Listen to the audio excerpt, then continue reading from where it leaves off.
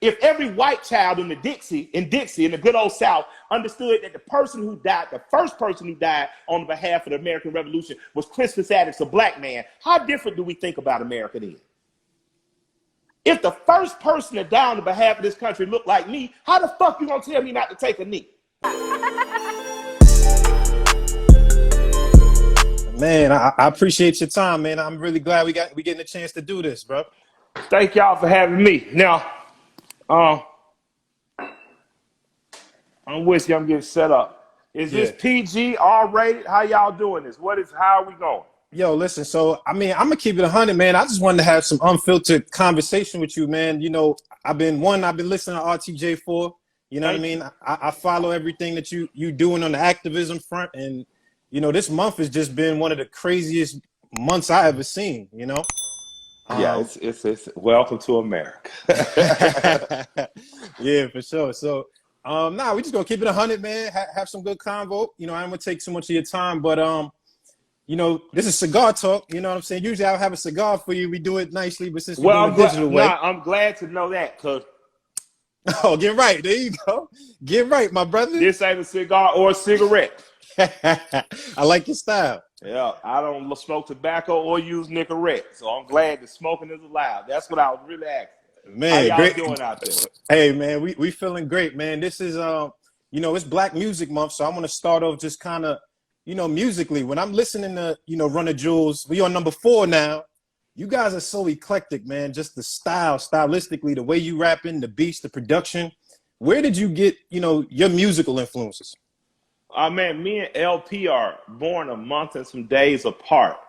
He's my older brother. What's up to my man Jeff? I see you out there, one of the greatest comedians going around, top 30.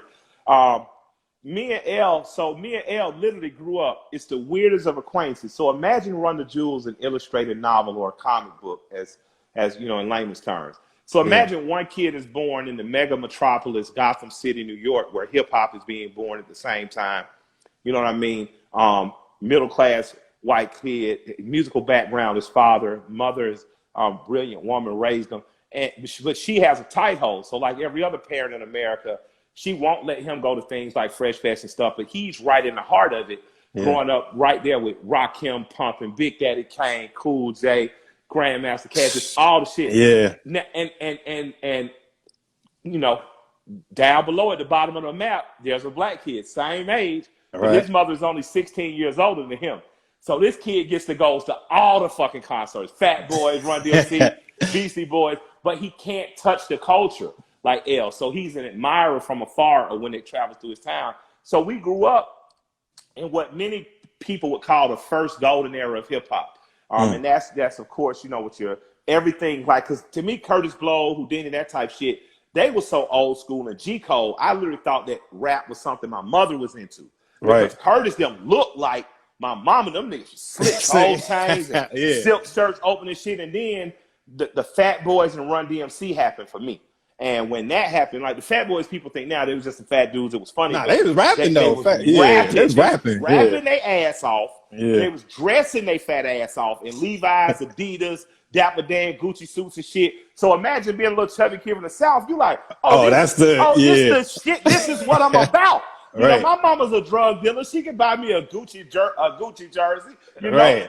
They had the Dapper Dan on, all that shit, man. So I'm in love with it. And if people think rap is just music now, but it was everything. So at that time, if you couldn't b-boy or what people call breakdancing, you tried to DJ. If your mom couldn't buy you DJ equipment, you grabbed some spray paint and you became a writer. If you weren't a graffiti artist, then rapping was actually like 3rd or 4th down the list. Rap wasn't even first. I wanted to be I wanted to break dance. I was too chubby to backspin. So I had to learn how to rap. So my influences were everybody from Kane to Rakim.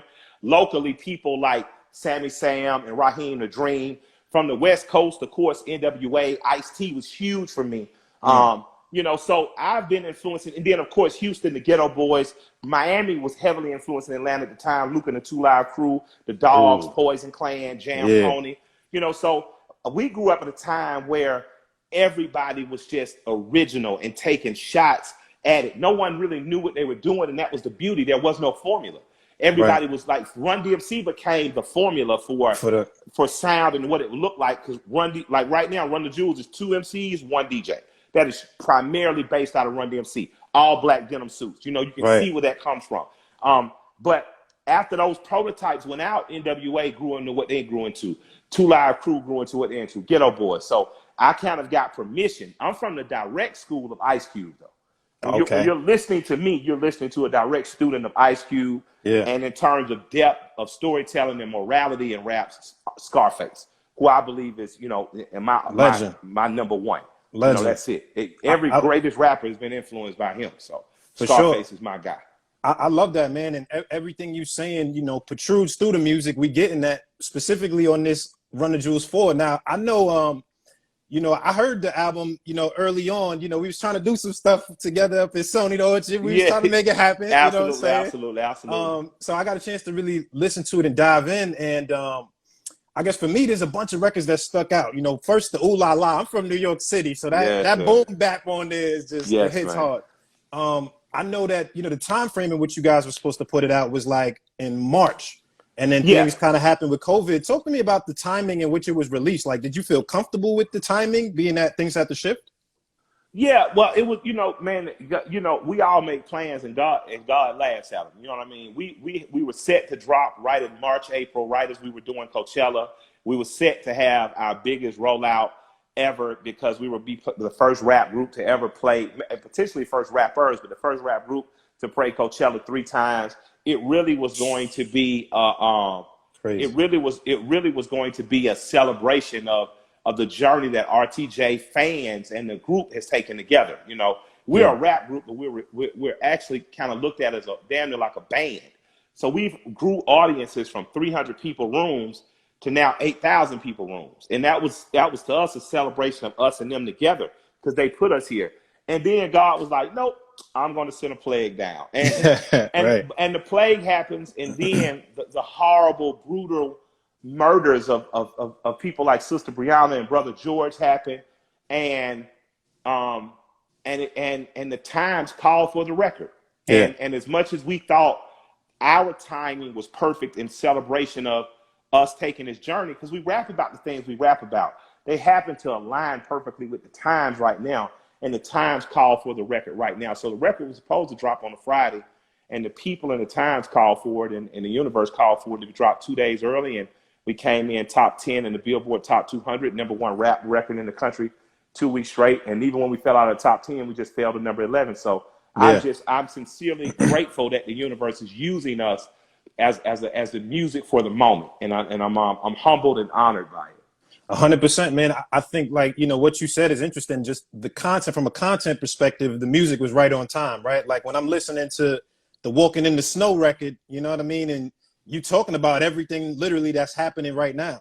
And I know there was one line that stood out to me in particular. You said Dick Gregory told you a few secrets before he passed, before he laid in the grave. Yeah, you know, and you know, as 2 activists that I really respect, I want to know what was that conversation like? I mean, you hear part of it. All of us serve the same masters. All of us none but slaves. You know, like that's the truth. You know, Dick Gregory was the truth teller in that the people that we worship as righteous or holy, whether they religious leaders or leaders of monarchs or politicians, are filthy, sadistic, evil, satanistic. And for those people who think that there's maybe some type of conspiracy, you know, look up Jimmy Savile or Jimmy Savile, however they say his name. Google him and ask yourself, where were the people who helped him to murder and satanically ritually torture children in hospitals that he had built for torture? I mean, he had built his torture chambers of torture. He had built on behalf of charities. And when it was discovered after his death, someone leaked information. They said that in national press in the UK, we're going to get to the bottom and pull the other people who were there, and yet they never found out. Never got called to task. And then you look at America, 10 years later, Jeffrey Epstein. And so you look at these things, and so those are the depth of some of the things he said. Some things he said I'll never repeat. But you better listen to that last line, the epiphany I had, you know, never forgetting the story of Jesus. The hero was killed by the state. You know, so I think if people understood the depth of that statement and the totality of that record, because, you know, when you listen to that record, L is as a white man calling white Anglo-Saxon Protestants, because that's the system of America. Yep. He's calling that shit the task. He's Yeah. saying, how can you be a Christian and be comfortable with children being locked in cages? How Right. can you be a Christian and be comfortable with the treatment that this nation is putting on people? And then I come and just personalize it more and remind you that your Messiah was killed by the state. So stop marrying your Messiah to the state, because Jesus would have nothing to do with any nation.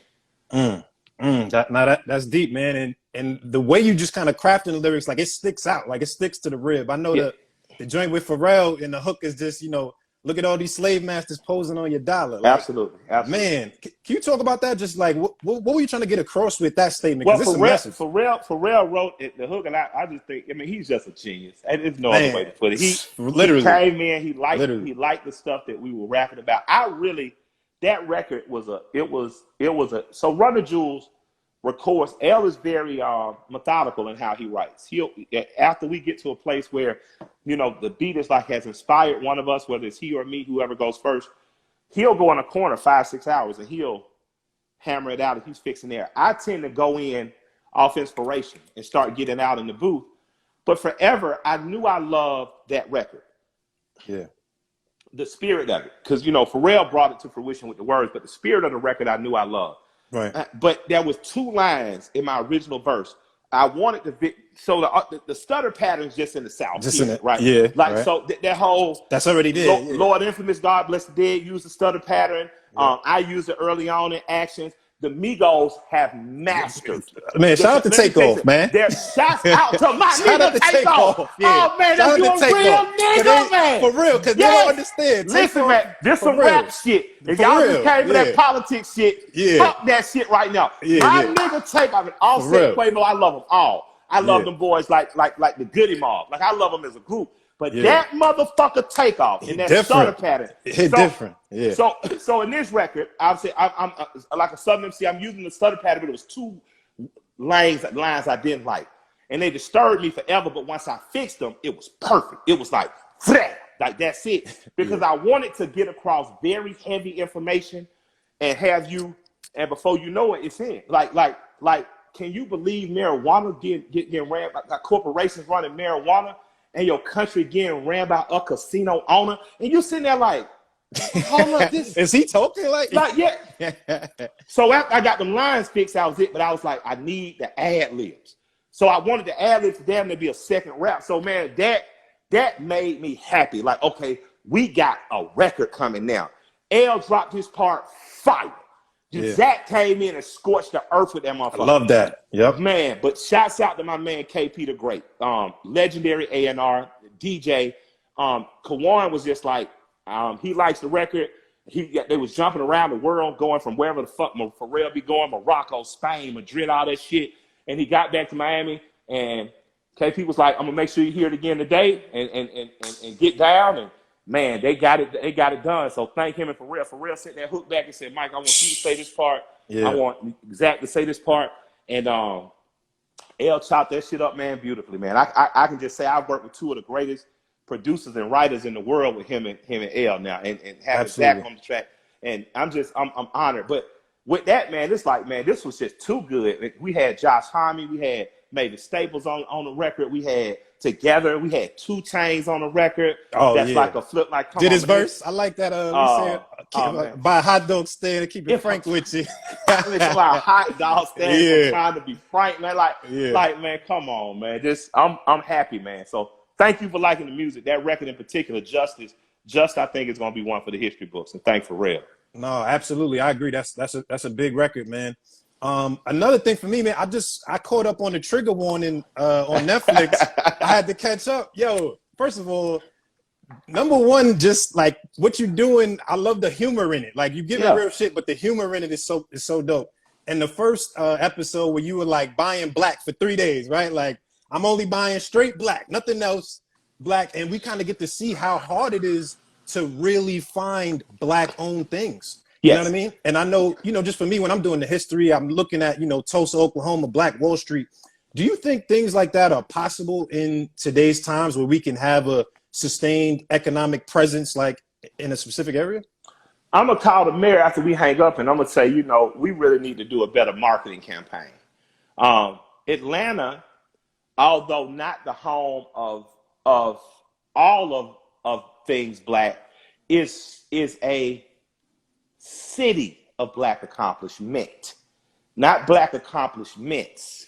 We've had accomplishments in Atlanta for over 100 years, whether that's Alonzo Herndon's 26-chair barbershop that only serviced the white community, that taught him about insurance and bonds, which led him to open the Atlanta Life Insurance Company, which became the largest black insurer, whether that's John Wesley Dobbs, who was the grandfather of Atlanta's first black mayor, who essentially was the unofficial black mayor of Black Atlanta in the Edgewood Auburn Avenue district, where black businesses thrive, and I still have a business in that sector today.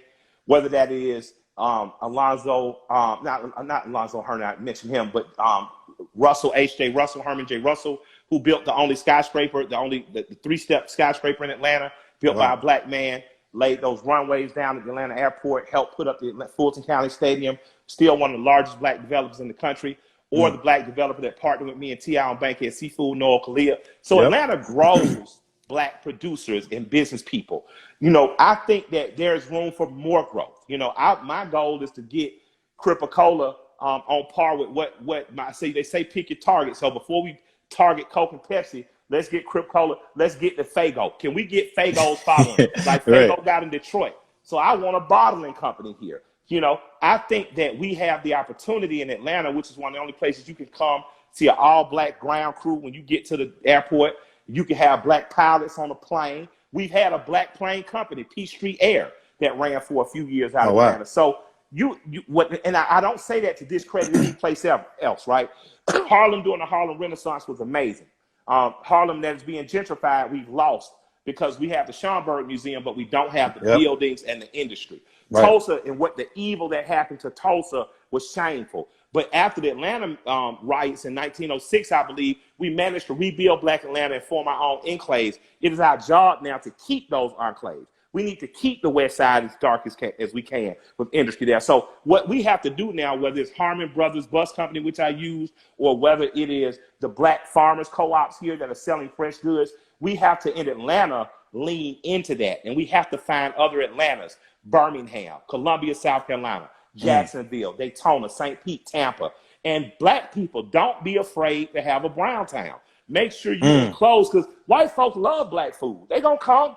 They love black clubs. Everybody love mac and cheese. Yeah, ain't nothing wrong with that. Ain't nothing wrong. I go to Chinatown. I have no problems. I go to Little Odessa, eat food. I have no problem. So don't be ashamed to be who you are.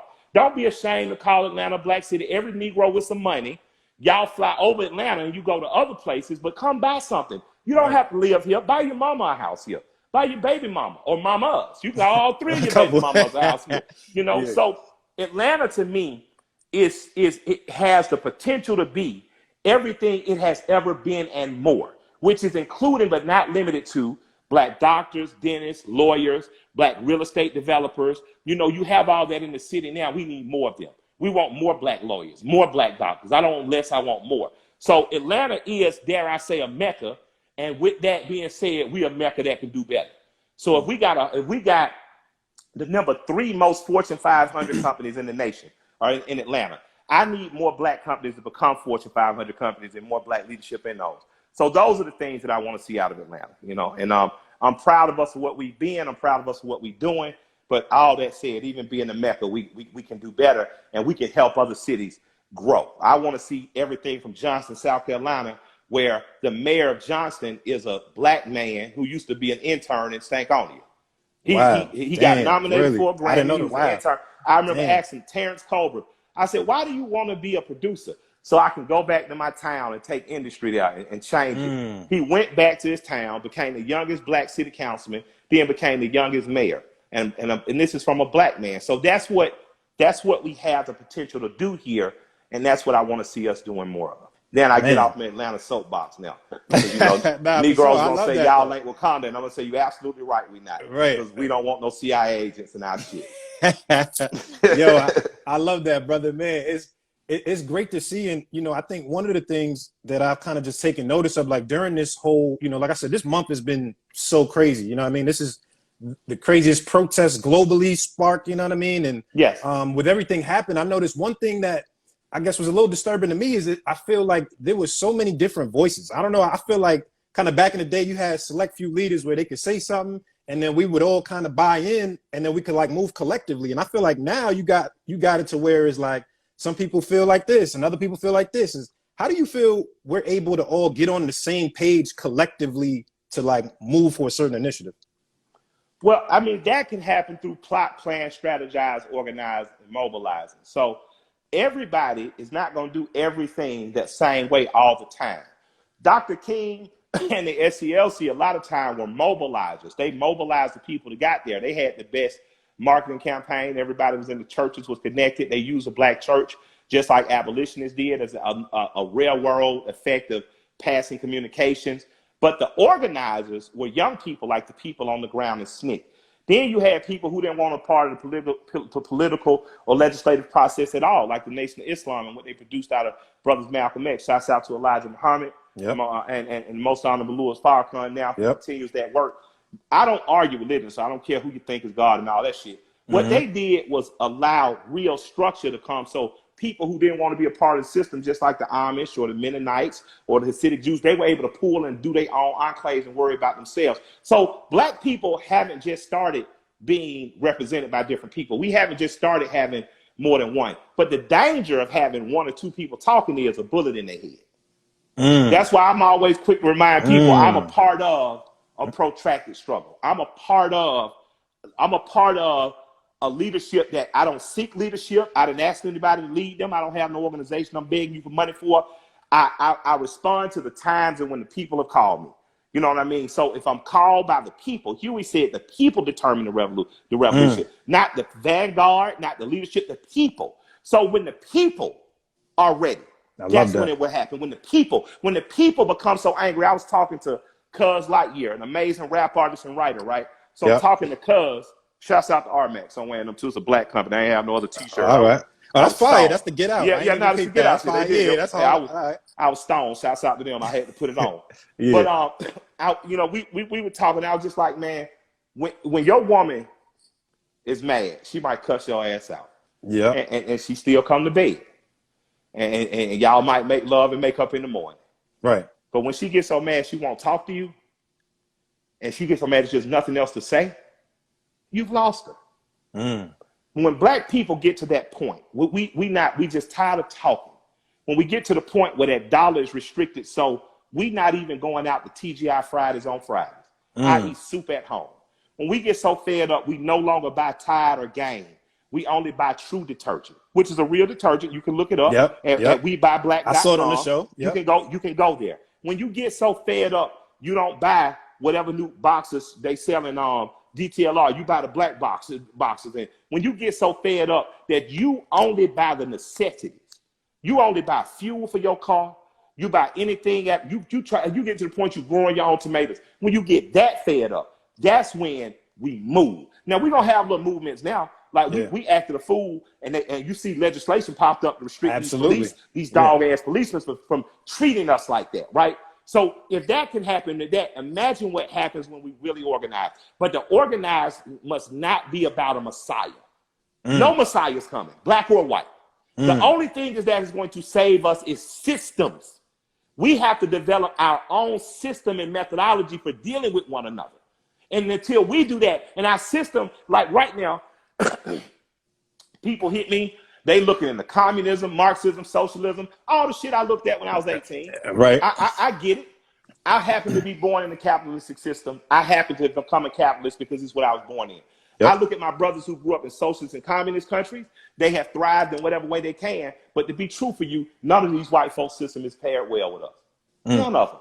We're not doing no better in America, but we have opportunity here. Right. But we're doing bad in Russia. We're doing bad in India. We're doing bad in China. We're doing bad in Perth, Australia. We're doing bad in Africa because we don't have a system that fights the systems that use and abuse us. I don't have the system. I can be a part of the solution. I know what I bring, but we are going to develop it together. We have only been free in this country 56 years. So let's not be too hard on each other.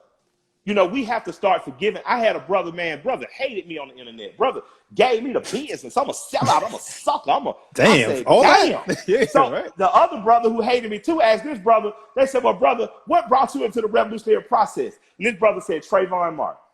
And then I understood why he hated and was so angry with me, because one of the brothers had been in the military and he didn't realize that his white counterparts might have seen different from him. And all of a sudden that he saw the truth of who they were. Well, I saw that at 16 years old. Right. And then I realized I'm not arguing with a man. I'm arguing with the 16-year-old me.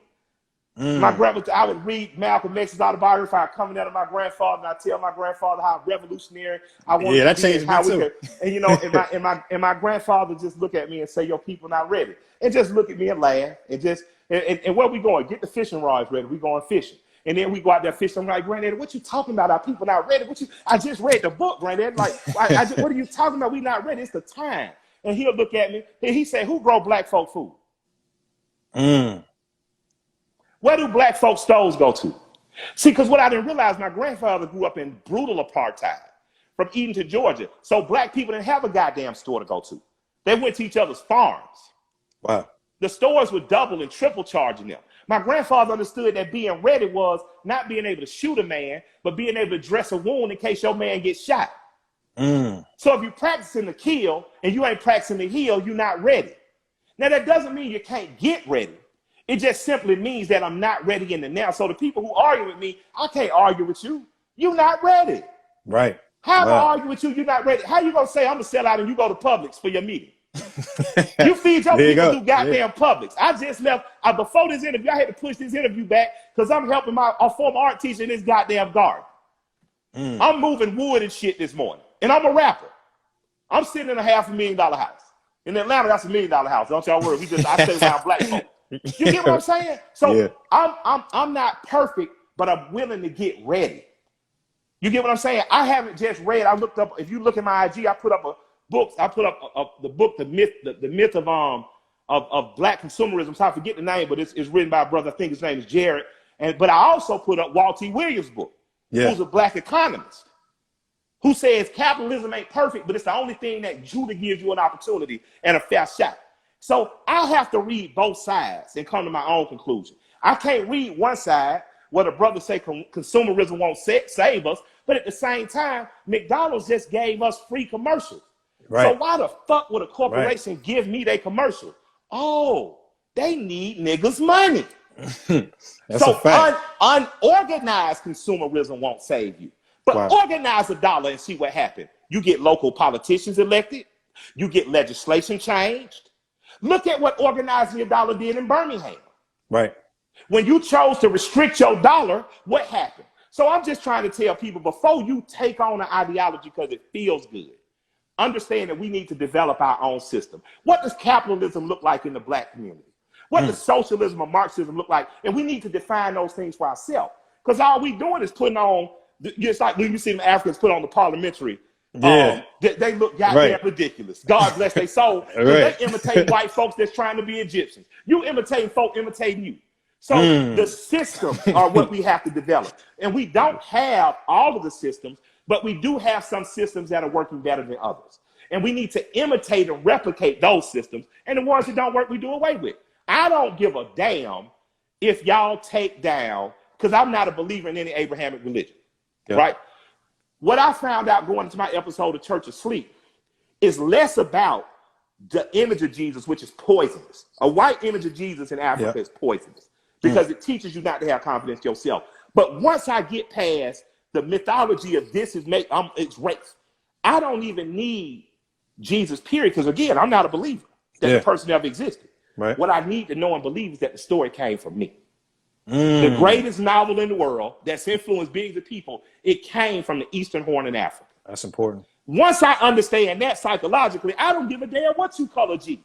You got the shit from me. It's the same pair of Jordans, whether they blue and white or red and white. You still got them from me. You get what I'm saying? You get it from me. Once we start teaching that, once we understand that all of this comes from you, when people say, are you an Aboriginal? Were you here when the slaves got here? Were you really one of the slaves? Elijah Muhammad told me I was the original man when I was 13 years old. I don't need to know anything else. I'm the original man, and the first human being was a black woman. There's nothing else to tell me. So Chanty Diop told me when he proved unequivocally, Chanty Diop, y'all look these names up. He proved the pharaohs were black and had melanin in their skin. He proved that, and he said it means absolutely nothing. Yeah. With your you have to accomplish that. You got to build the next pyramid. Because white folks still ain't figured out how to do it. Mm. So you're going that ain't indictment. Let me tell you, some of y'all white folks, y'all not white either. Y'all just light skinned. White people are the people who are all our masters. Them 400 families that run America. If you ain't one of them families, you ain't white. So don't even get insulted by what I'm saying. So I need people to understand that we're at the beginning. We're at 56 years. Where can we be in the next 44 years? Right. I hope, I'm trying to lose weight, running around sweating and shit, because I want to be around another 44 years. I want to see how far we've progressed in. So I'm not going to down other black people publicly. I'm not going to ridicule or try to pull you down. If we disagree, it'll be behind closed doors. But publicly, if you're doing something that makes sense, whether you are my brother Charlemagne, happy birthday to the God, happy birthday, Tamika Mallory, Teslin Figaro, Senator Nina Turner, any of these people, Cornel West, any of these people that are pushing the way for us, then I'm most certainly with you. And whatever disagreements we can have in the black part of town, in a black person's basement, away from the media and those that are non-black. So what's the balance though? Because everything you're saying, it's clearly like people are studying this thing, right? And I know like even when we're looking on social media, a lot of people are calling out for rappers to speak, right? Like, there was outrage about oh, that's bullshit. I seen No Name talking about J. Cole and people talking about Kendrick and that. Do you feel like that? Like there's an obligation? You can't blame young people for but all these old people need to stop their mess. Rap music has been a socio-political statement maker since its inception. Rap music was created as a form of protest. Black people couldn't even party in the parks. If it weren't for Kool Herc stealing power from the city of New York, putting on peaceful park jams, we wouldn't be here. If it wasn't for The Message by Melly Mel, we wouldn't be here. If it wasn't for Fuck the Police by NWA, you wouldn't have known 30 years ago that there's a problem with police brutality in the communities. And that's 30 years after, or 20 years after the 60s. You get what I'm saying? So I just don't believe it. That's bullshit. Rappers, people associated with hip hop, stop letting people run that bullshit on you. Like the OG Chuck D will tell you, rap has been that. For every I hate hoes, you've had a fuck nigga record. For every you listen on now, you listen to Trick Daddy talking shit and a woman talk shit back. For the frequency of all the goddamn Too Short bitches, you got the call and response record when the girl say they call you yuck mouth. You refuse to brush no sweetheart. You can keep that kid. So hip hop has always been a place where social balance has been enforced because it was a place where young people got to speak their mind. And women did sit on the sidelines in the 80s, 90s, or 2000s or 2010s and after. When it comes to socio-political talk, rappers have not closed their mouth in the 80s, 90s to 2000 or to 2010. Shit, Too Short said Nancy Reagan, what did he say? Ronald Reagan called me up and said, do you have an answer for the U.S. economy and the cure for cancer? I said, what are you doing in the White House if you're not selling cocaine? Ask that bitch Nancy Reagan. I know she'll spit that game. Like one night she came to my house and gave me a blowjob. She licked my dick up and down like it was corn on the cob. What is life? Like rappers been saying crazy shit, man. Right. That challenged authority, that spoke truth to power. So for me, if Too Short's giving that, if the person who's responsible, like why are we sitting here able to have free speech today? Who would you give credit to? I mean, it ain't no wrong. That's like a person. Who you would give credit to, person or persons. I mean, it's hard to specify who I give credit to. Just throw it out. Whoever you think. The founders of the Constitution, right? So they wrote it with free speech in mind. Yeah. Then they denied it to Negroes when they enslaved us, right? Yep. But in the 90s, it was a black man named Luther Campbell. And he made booty shake music. He made music about getting fucked up and drinking. And, shout out to Uncle Luke. And if it were not for Uncle Luke and his attorney, who at the time worked in the office of Thurgood Marshall, and she now sits on the Supreme Court. If it were not for him fighting, we would not have our freedom of speech right now, because he fought for that. A black man from Miami, Florida, who rapped about ass and titties. That's who you got to thank.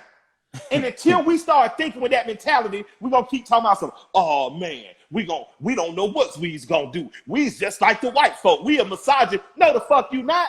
Black women ain't allowed your punk ass to be misogynist. Because the minute you come with an I Hate Hoes record, they come right back with a fuck niggas. Yeah. The City Girls, the most liberating voice of last year, nigga. The fuck you talking about? Shouts out to my girl Rhapsody too.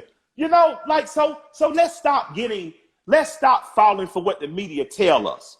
And let's look at us as a culture, what we really are. The Source magazine used to be the music, hip hop culture, and politics. Yeah. So keep all that in mind. That's all I'm saying. Don't let people tell you who you are. Know who you are already and move like that. You already free.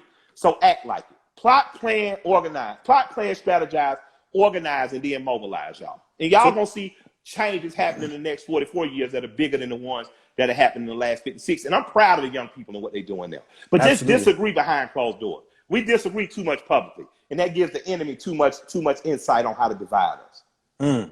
I love that. Do you think that, I guess, because, you know, within that, plot, plan, strategize, organize, mobilize. Plot, plan, strategize, organize, mobilize. So how do you feel, because a lot of times to me, it feels like, especially today, we don't get results or people ain't listening until we come in and tearing some shit up, right? Absolutely. Like, that's what it seemed like. So on one end, I don't want to say like, yo, we got to promote riots and all of this stuff. I'm not saying that. But on the other end, is like, when things like that happen and that level of frustration kicks in, it seems like now everybody's up in arms and now people want to listen. How do you feel like that we're able to move and make changes and shifts without having to get to that point where we got to do that? Well, sometimes you got to get to that point. That's what the Boston Tea Party was about. The Boston Tea Party, I'm gonna make sure we use the right. See, because usually what you do is you pivot here. Y'all that I learned something. Usually this way you pivot and you say, well, the Panthers did this or the nation did this and that, and then they're gonna write you off because you're speaking up for black folk. But in the Boston Tea Party was America simply telling the monarchy, no, you're not going to tax us like this. We're not going to do all the work for free or for cheap and use these black people. We're gonna keep this shit ourselves. So what I'm saying is, in the moments of explosion, in the moments where the people show you, we ready. We'll burn this motherfucker down. The plot, plan, strategize, organizers, and mobilizers need to be ready with the day after plan. See, I'm not telling you don't do what you do the day before. That's not. After you've done what you've done, I can't stop what the fuck's happening. But now is the time for what's after. Now is the time for what do we do next, because the people want to work. So now I tell people, it ain't your job to reinvent the wheel. It's not my job to go create the new micro render system. And now I want you to give money in my 501c3 and I'm asking for money at the end of my speeches. I turn it to some ambulance. It's not what I'm doing. I'm simply saying these are the organizations that are already doing the work. Join one, so that their numbers go from 100 to 1,000. Join one. If all of us start to do a little, we don't have to do a lot. If you cut your grass and your neighbor next door don't have a lawnmower, lend him your lawnmower or cut that motherfucker's grass. That way your street holds value. That's what we have to do right now. Right now, the people who are already organizing, go out, get those people who are so full of passion and want, and allow them to be a part of your organization and train them to be organizers. Huey said that. You know, I'm sorry, that was Fred who said that. Fred said, Fred Hampton. Fred said, you have to educate the people. It's not enough you just giving me the itinerary, saying, Fred, this is what it is, these are our points. Have you shown this to the people? Have we educated the people? When Fidel Castro came to power, he made sure Cuba became literate. He didn't say just white Cubans, just beige Cubans, and Cubans that were here first, dark Cubans. Everybody had to get caught up. Everybody had to read. So in matters of public education in America, Jane Elliott's Brown Eye, Blue Eye should be taught in kindergarten. Every American. I don't give a fuck if you're in Iowa or the Appalachians or Alabama. If every 5-year-old child starts off understanding the brutality of simply identifying someone of a different race or eye color or hair color, the brutality of shaming that person and using that person, then within 15 to 18 years, you're going to have a radically different America. But are we going to do that? If every white child in Dixie, in the good old South, understood that the person who died, the first person who died on the behalf of the American Revolution was Crispus Attucks, a black man, how different do we think about America then? If the first person to die on the behalf of this country looked like me, how the fuck you gonna tell me not to take a knee? Or it's disrespectful to a soldier? So until we start that, then we not for real. And that's all my grandfather was telling me, man. I love that. Your folks not ready, man. Your folks not ready in terms of their own community, and the bigger community is not ready. We lying. We capping. We bullshit. Yeah. They campaigning. All these corporations, they going to call people like me to say, hey, Michael, will you speak on our behalf? And you say, yeah, well, what are we doing? Well, we'd like to pay you some Negro money.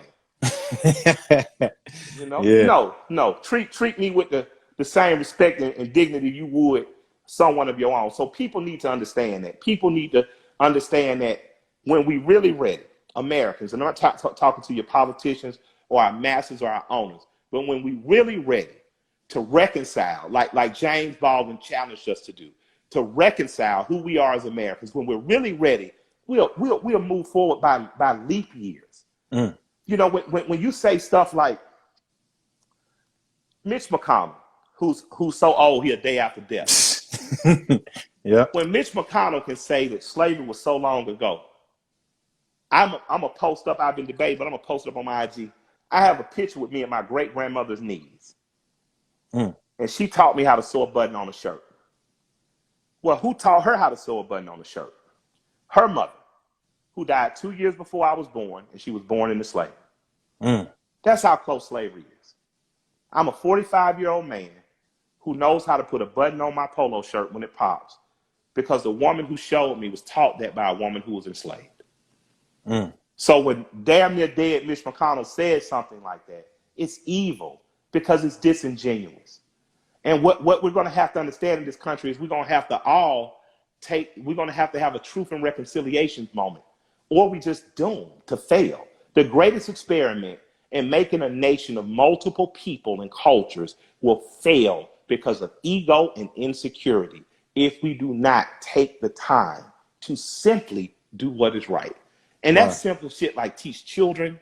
That's simple shit like communicate with people who don't look like you in a fair and honest way. That's simply white people who know and get it, being brave enough to understand. It's not just enough to spaz out at Thanksgiving dinner and say, oh, you're a fucking racist, and storm out. No, you got to take the babies after Thanksgiving dinner in a room for ice cream, after you're a little stoned, after you went back and smoked a joint, and you have to watch the blue eye and brown eye experiment with them while the rest of the family is in there making nigger jokes. Right. That's the only way it works. And black people, we're going to have to make moves to take care of ourselves, because we have to understand no one's taking care of us. Well, Michael, we can't do everything overnight. You can't. But what you can do is say, if Whole Foods doesn't put a Whole Foods with black representation in it in Southwest Atlanta, we will no longer drive 40 minutes to Whole Foods in Northwest Atlanta. We simply will not do it. Yep. Or we'll go create our own Whole Foods. You know, we'll just do the McDonald's to McDonald's. Oh, there's McDonald's? Yeah, we McDonald's. Yeah, we got all the same shit you got. But no seeds on the bun. No seeds. So ain't nothing wrong with that. They swipe all the time. It's 80 little babies now. We got little baby out in companies when they found 80 more little babies. And you can do the same thing in capitalism. You know, and I just want people to understand that, man, we can, we must, we will. You know, we can. We only 56 years, so give each other a break. But the first step, okay, we got black products, get them in major chains and then support them. The next step, get us some major chains and support them. You know, I love when people pop up on IG and tell me black shit. I was like, I got a Black Planet account too. We can argue over there. We can argue on Convo. Right. You know what I mean? But we have to start to do the little things. And the little things, if we all do a little, we can all get a lot accomplished, I believe. Man, I love that, brother. You dropping some real gems here. I know for me, one of the main things, like obviously, like, you know, George Floyd kind of kicked this thing off, right? That seemed like the inception of just this big explosion. And obviously, Breonna Taylor, rest in peace, is a huge part of this and what's going on. And, you know, these officers still haven't been indicted. We haven't seen any charges. It's been 100 some odd days. And it's just like, you know, it pisses me off, man. I get upset just thinking about it. I'm just like, what do we do? Like, who do we got to punish these parties? It looks like nationally, although I haven't read it, it looks like nationally something is being proposed or passed through Congress to try to see if it can get through Senate, I think. Around a police reform bill. A big part of the reason I supported the person I supported for president was that he wanted to have an independent prosecutor federally to prosecute these type things. It is time to punish these political parties. Nationally, screaming and yelling and burning down shit gets the attention, it gets the laws to start being pushed. But locally, your mayor has the power to appoint your police chief. Your prosecutor is somebody that is voted for. Vet those 3 motherfuckers out and push the line on them. I don't give a fuck how good the white boy haircut look, or he had.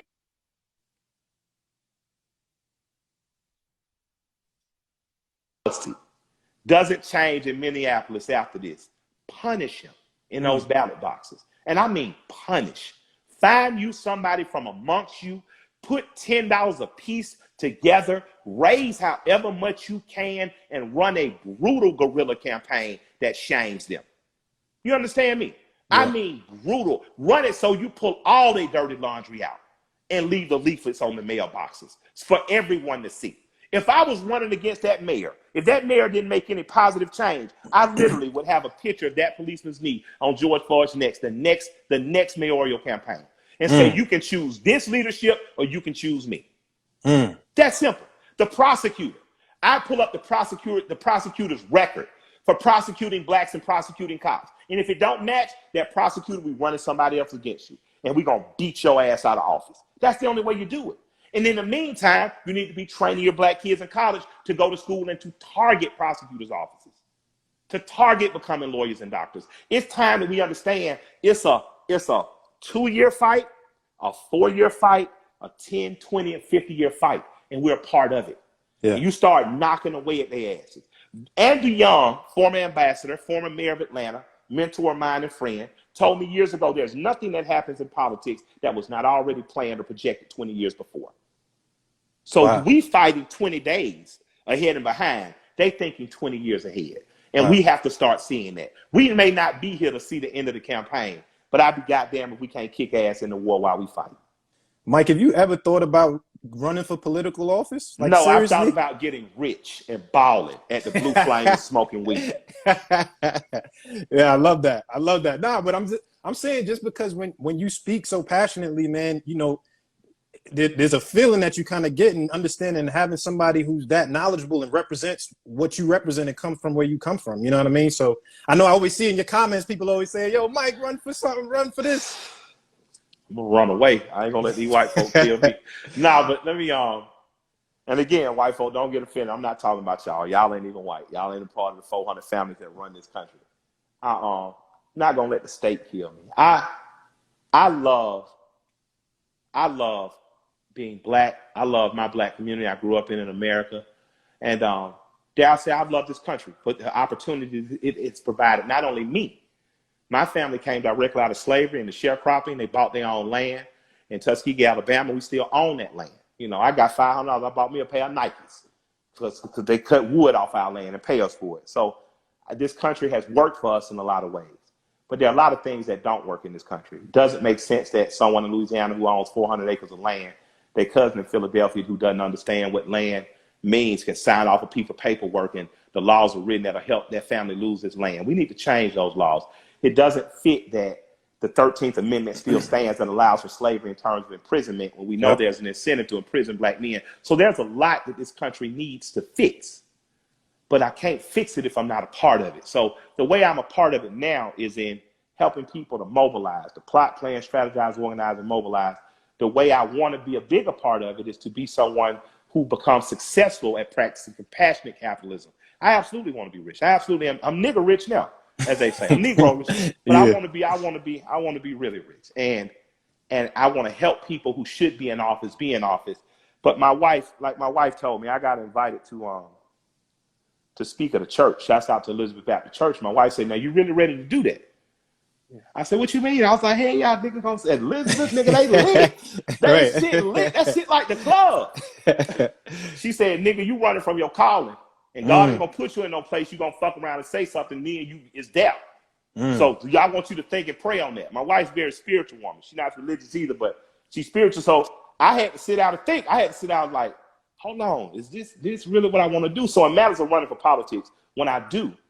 Because at some point I've accepted, at some point I'm going to have to, I'll run for something local, school board, or city councilman, or, county commissioner, because I can't run from who I am. But with that said, my priority right now is run the Jewels 4, Yep. sing and dance for people.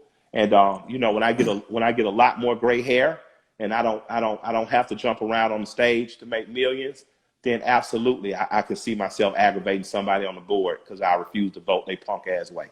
But as for right now, what I would like to be doing is helping young and older experienced people who have the tenacity and the will to get elected. I'm interested in helping those people get elected. Man, I love that, brother. I can't wait. You know what I'm saying? I love that, bro. I think one of the initiatives for me, man, I want to know if you're familiar, and this has kind of been important to me, just, you know, kind of reading, doing my homework and understanding like police brutality and just sort of the system that perpetuates it. One thing I read about is police brutality bonds, right? Like the idea that there are banks that, so like every year, right? Like when police misconduct happens, you get these civil suits, right? So let's say in New York City, let's say $100 million a year that they have to pay towards civil suits. You have banks that are issuing bonds to cover the cost of that and charging an interest rate. And for me, that's just crazy because I never heard of that. And I'm looking this thing up and I'm like, wow, like people are literally profiting off of our blood. You know what I'm saying? Absolutely. And I just understand the difference that, you know, when if you don't have to pay that bill yourself, there's a difference. Things stop and slow down when there's economic ramifications to what you're doing. You know what I mean? So that's something that I'm passionate about, and I wanted to tap in with you, man, because I'm doing a couple things behind the scenes on that, and it's something that means a lot. Well, I don't know much about the bonds, but I'd like to know more, so send me some information. I do think there's a way to financially cripple the incentive to abuse people. Black people are permitted to be abused because it seems it's the way it is. And for those who don't believe me, months ago on World Star somewhere, there was a white man being locked up in an airport. He literally said, "I'm not black. You can't treat me like this. I'm not black." So people know how we treat it. It's accepted. Not only with black people, with poor people. If you look at rural Arkansas, Alabama, police can be said to be as equally as brutal to poor people. And either those bonds or public funds or things that are not directly attributed to that officer are forced to pay for their crimes. But what happens if the officer's pension? What happens if the city is affected in a way that affects them and it doesn't touch your money? What happens then? So I'm interested in seeing the best ways to punish them financially because I don't know those. But I'd be interested in learning more, and I'd be interested in helping because it's, you know, I had a banker tell me, a friend of mine who's the president of a bank, he said, you know, it's nothing like pain as a teacher. You know, when my grandmother was a younger woman and teaching us to beware of hot things, she literally put your hand near it. So you saw it's hot. Now, she didn't burn you. She didn't leave your hand over it, but she let you see. Like if you kept touching and reaching for that pot, she'd take your hand and, oh, it's hot. You see now, don't you? And that's what policemen need to see. And they're not just policemen and human beings. The system of policing in America needs to understand that to abuse the proletariat, to abuse the citizens that pay your salary, that support the state, it's a hot button. The most beautiful and poetic thing I saw about those protests in Minneapolis, even though the media for some reason chose to talk about a Target being burned down, was the burning down of 3 police stations. Because it directly, for the first time in my life, it showed directly the people were angry with the state. And they weren't going to just, because retailers have insurance. All that shit's insurance. Right. But the state had to understand that the people are mad enough to burn down buildings of the state. And that are owned by the state, which is essentially theirs. That was a game changer for me. And I believe that if we figure out a way financially to brutalize them when these things happen, that there's an incentive for the state then to chill the fuck out and call their dogs off. I love that, man. Yo, Mike, I really appreciate you, brother. Thank you. I'm gonna send you that information too, man. Man, please don't. It's crazy when you. How You know I can help amplify. I'm having a lot of conversations behind the scenes, but I'm gonna definitely chop it up with you on that. And you know, I didn't want to take up too much of your time, brother. I really appreciate you stopping in and checking in, bro. Man, I appreciate you. You are, man, definitely one of the most dynamic and intelligent and informed interviewers I've ever had. I appreciate you, Black Man. I love and respect you. I'm very proud of you. And thank everybody who checked us out today. Thank you, brother. Hey, yo, first of all, my mom, she love you too. She always says Mom, shout out to my what's mom her in the name? chat somewhere. What's her name? Marguerite. Marguerite. Oh man, Mama Marguerite, what a beautiful product you've given the world. Thank you. Man, yo, you just made the whole month with that shout out, brother. Yo. I love and respect. Yo, Mike, appreciate you, dog. Absolutely. Peace. All right.